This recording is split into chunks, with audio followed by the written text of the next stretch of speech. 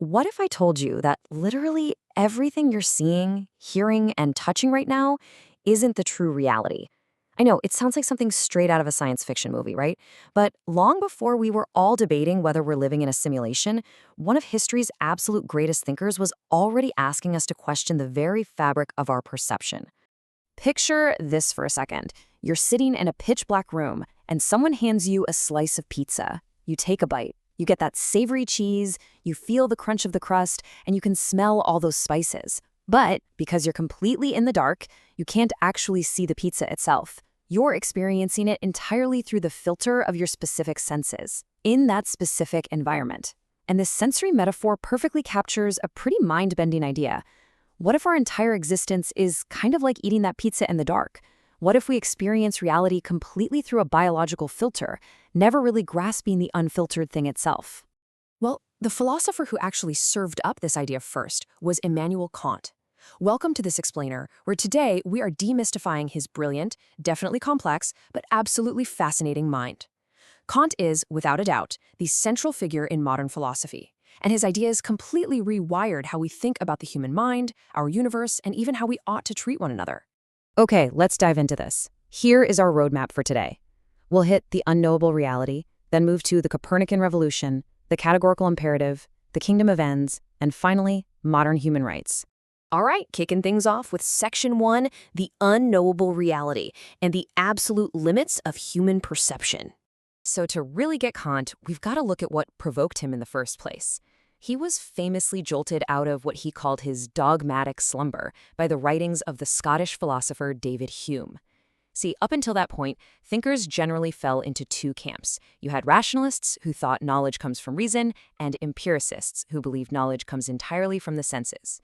Well, Hume, who was an empiricist, basically proved that we can't actually prove causality, that one thing causes another, just by observing it. Hume argued that cause and effect is really just a habit of human imagination. Kant read this and realized, wow, philosophy is at a total dead end here. He knew he had to figure out a completely new way to explain how human knowledge is even possible. And this brilliantly illustrates Kant's solution, which was to split reality into two distinct categories. On one side, we have the phenomenon. This is the world exactly as we perceive it. Think of it literally like applying an Instagram filter to reality. Our brains automatically filter raw data into something we can actually comprehend, using space and time as the lenses. Then on the other side, we have the noumenon, or the thing in itself. In German, the Ding an sich.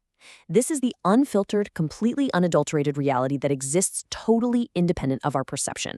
And here is the kicker. Kant argued we can never, ever truly know the noumenon. Our brains act as this mandatory translator, meaning the original, raw data is just forever hidden behind the scenes. This boundary of perception brings us right into Section 2, the Copernican revolution, where Kant completely inverted our understanding of the universe. Kant called his completely new framework transcendental idealism. Before Kant came along, the metaphor for the human mind was essentially a passive mirror, just kind of sitting there reflecting the objective nature of the world outside. Transcendental idealism flipped that completely on its head. It argues that the human mind is highly active. It actively constructs the framework of our experience. Things like space, time, and causality aren't just objects sitting out there in the dark waiting to be discovered. They are the innate rules, essentially the software of the human mind that organize our experiences. Kant himself was pretty proud of this, actually comparing it to the Copernican revolution in astronomy. Just as Copernicus proved that the Earth revolves around the sun and not the other way around, Kant proved that the world as we experience it revolves around the active human mind. The objects we perceive have to conform to the constitution of our faculties, not the reverse. By putting the active, organizing mind right at the center of reality, Kant basically saved science from Hume's skepticism. He proved that we can know the laws of nature, like cause and effect, because our own minds are the very things writing those laws into our daily experience. Moving on to Section 3, the categorical imperative and the ultimate moral test. Because if our rational mind legislates our reality, Kant realized it absolutely must also legislate our morality. This is it, literally the most famous sentence Kant ever wrote, the formula of universal law. Act only according to that maxim whereby you can at the same time will that it should become a universal law.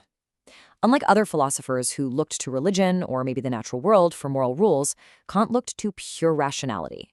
He argued that if an action is truly moral, it has to be universally applicable to absolutely everyone, without creating a logical contradiction. To make this a bit more concrete, let's run a test. Let's say you want to borrow money, but you know for a fact you can never pay it back. Okay, step 1, formulate your maxim. I will make a false promise to get money. Step 2, universalize it. Imagine a world where literally everyone makes false promises whenever they need cash. Step 3, check for contradictions. Well, if everyone lies about promises, the very concept of a promise completely collapses, right? No one would ever believe anyone, and the whole institution of promising would just cease to exist. That is a logical contradiction. Therefore, step 4, making a false promise is morally impermissible. It completely fails the test of rationality. To really grasp this, we've got to contrast it with utilitarianism.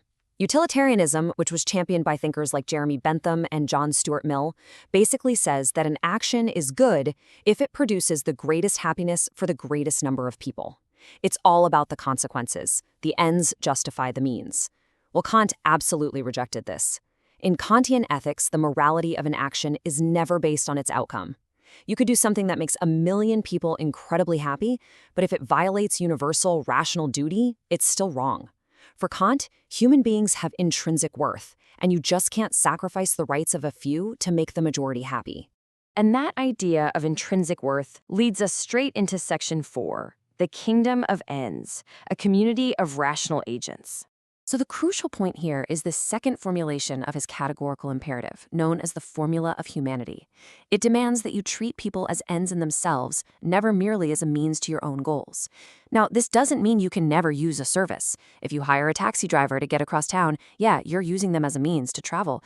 But as long as you pay them fairly and treat them with respect, you're also treating them as an end. You're acknowledging their autonomy.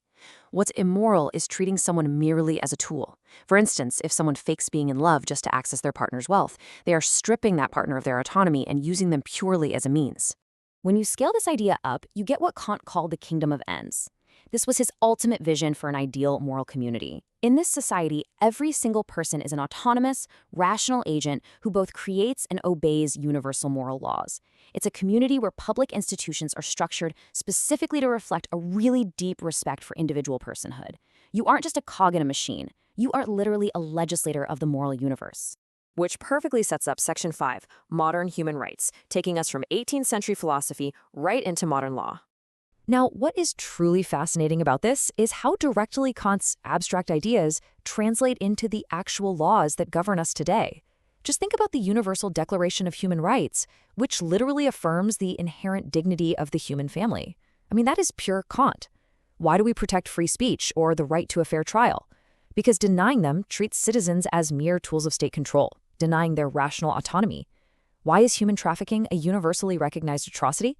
Because it's the ultimate violation of the categorical imperative.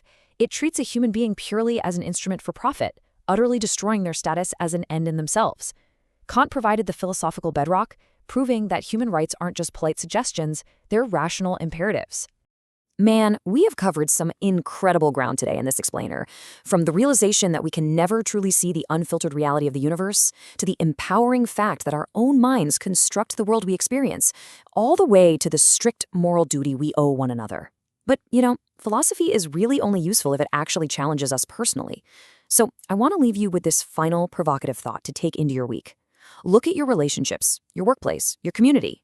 Are you treating the people in your life as ends in themselves with inherent dignity and autonomy, or are you treating them merely as means to get what you want?